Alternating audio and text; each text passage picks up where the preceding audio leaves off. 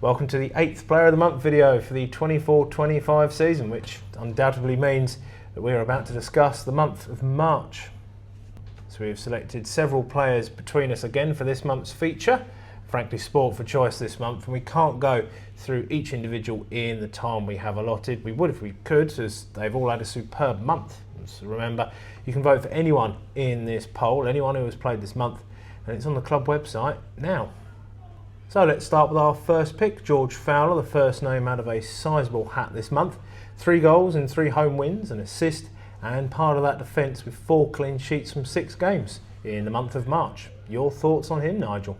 As I said on the commentary on the Bournemouth game, he's since the turn of the year, he's been on fire, hasn't he? At both ends of the pitch.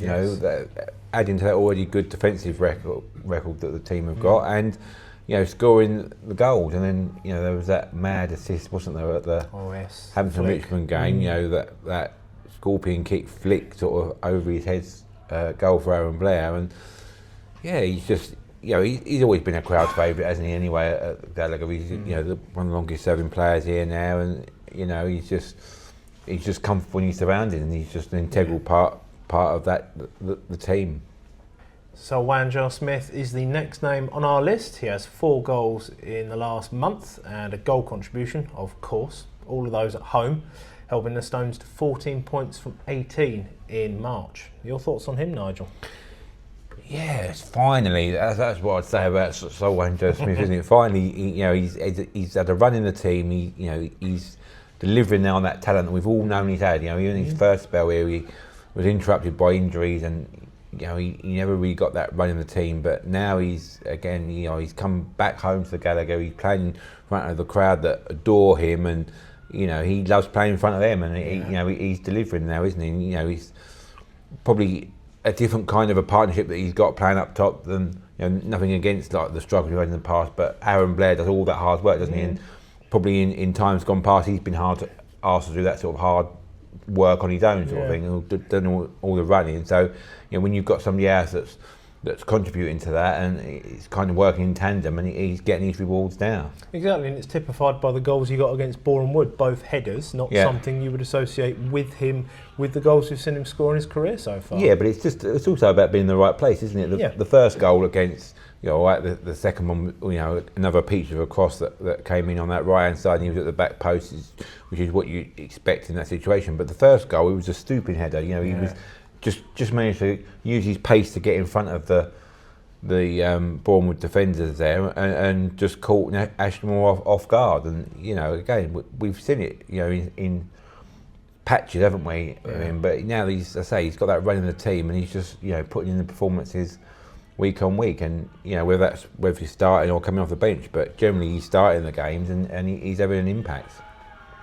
So the third player to ponder, we have mentioned some of the defenders and their clean sheets in this and recent months, so surely a mention for the last line of defence, Alexis Andre Jr., 21 clean sheets in 41 league appearances now, and some massive saves in frankly nearly all of those games in March at one point or another. They've helped the Stones stay undefeated in this month. Your thoughts on our number one, Nigel? Yeah, exactly, 21 clean sheets. He's answered all the critics he had at the beginning of the season.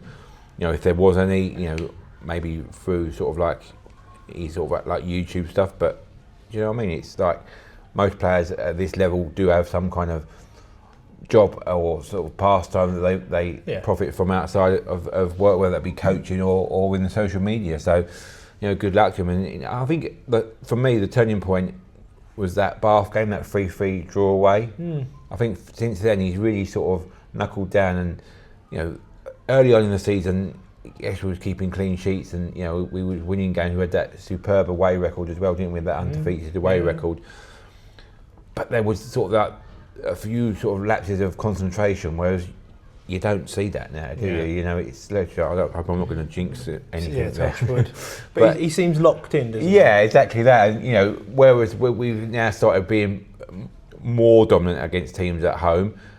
He's not called into action as much, but when he is called upon, he's making those crucial saves, like that Boreham Wood game.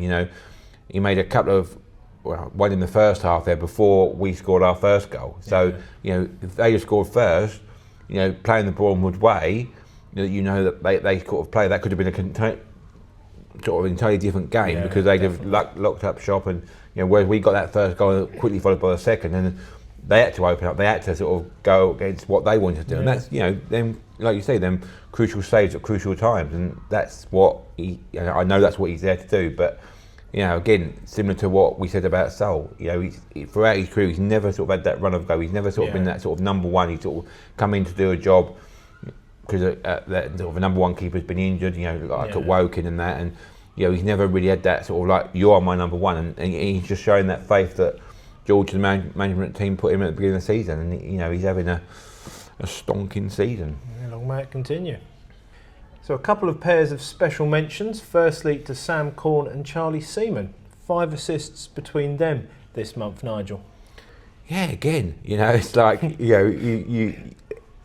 it's just like you can see now the DNA of what we're all about and what we've been trying to do all season is now sort of like coming to sort of fruition, isn't it? It's a word I've used a lot, recently in these previews, but it's kind of like, then crosses in from either wing, both the fullbacks, we'll come on to Ben Brooks as well, another one that's, having a stellar season, crosses from the wings, and when you've got the running and that of Aaron Blair and Sam Corn again, he's come back from injury, he's not had a consistent season as he has previously, but you can see again with that run of games behind him, he's starting to sort of be that sort of integral part and being that sort of Captain Marvel sort of player that we all know he is. I mean, you could give out a shout to Jordan Higgs as well, enabling Sam Corn to get further forward. It's all about the team, and that's it's all coming together at the right time now, isn't it? So a final pair to mention as well, Ben Brooks, or Pen Brooks as I now like to call him. No. And Temi Aweka, both players involved at both ends for all the right reasons this month, Nigel. Yeah, it's the same as what we've said, isn't it? It's just that these players are now feeling comfortable in that environment and they're playing in, we're getting big crowds at the Gallagher Stadium, and they're just loving it. That sort of them bonds that they've built up, them partnerships they've built up, and it's a good partnership that George Fowler and Temi have built up now. Obviously Reece was away on international duty this past month, wasn't he? So he missed a few games, but and Temi started the month with his sort of concussion injury, didn't he? But he's just slotted back into there, and he's just shown what an integral part of the team he is at both ends of the pitch. Keeping the ball out of the net and getting the assist to put the ball in the net. So and Ben Brooks, he's taken over the penalty duty, so he's well on the way to his target at the beginning of the season of double digits in goals and assists, isn't he? We said it the other month. I think if he does get to that one from the penalty spot, then we're going to be there or thereabouts come April or May. Yeah, absolutely. So remember, these are just our picks, list frankly, based on what we have seen, but feel free to vote for any player of your choice on the link below. So that's all from us for now. You'll see or hear us in another video and podcast very soon. So from the two of us, once more, like and subscribe. And as always, come on, you stones.